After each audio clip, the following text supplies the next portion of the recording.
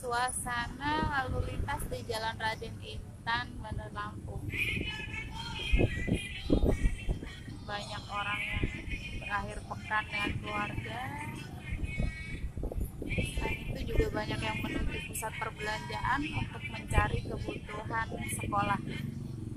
Karena besok Senin sudah mulai masuk sekolah.